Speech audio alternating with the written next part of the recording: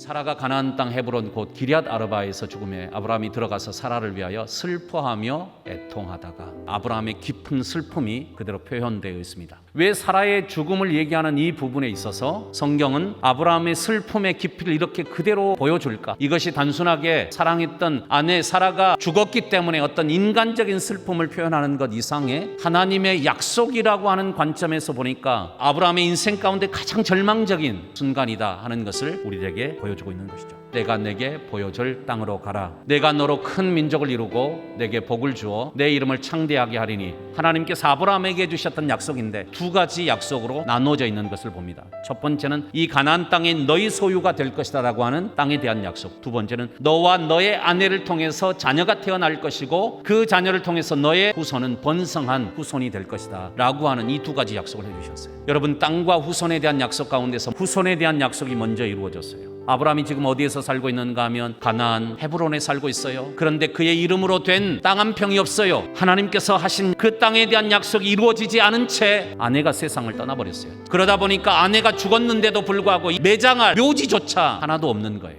지금 이 순간이 아브라함에게는 가장 절망적인 순간이에요. 그런데 하나님은 이 가장 절망적인 순간을 통해서 가장 놀라운 일을 행하십니다. 여태까지 이루어지지 않았던 땅에 대한 그 약속을 이 순간을 통해서 하나님께서 일해버리세요. 아브라함은 장례를 지내는 중에 아내를 묻을 그 묘지를 얻기 위해서 가나안 족속 헷 족속을 만나러 가요. 에브론이라고 하는 사람, 그 사람의 밭에 있는 막벨라 굴이 참 좋은 묘지인데 내가 그 굴을 좀 사고 싶다, 이렇게 얘기를 하죠. 에브론이 나는 굴만 안 판다, 이 굴에 딸려있는 밭까지 팔아야 된다. 그러자 아브라함은 이 에브론의 제안을 받아들여서 모든 헷 족속이 보는 앞에서 무려 8배나 높은 가격에 은 400세겔을 지불을 하고 자기의 소유지로 삼게 됩니다. 자, 이것을 통해서 하나님은 땅에 대한 약속을 이루어 주십니다. 그런데 우리가 이 지점에서 생각해야 될 것이 있어요. 하나님께서 하신 약속을 이루어 주셨는데 과연 아브라함은 그때 무엇을 어떻게 했느냐? 이 말을 다시 하면 하나님께서 우리에게 수많은 계획과 수많은 뜻과 놀라운 약속들을 우리가 받아 누릴 때 나는 그 하나님의 약속에 대해서 어떤 태도를 가지고 어떻게 해야 되는가? 하나님의 약속은 저절로 이루어지지 않는다는 거예요. 하나님의 약속이 이루어지는 것을 보려면 하나님이 약속했으니까 하나님이 다 알아서 해결해 주실 거야, 나는 가만히 앉아서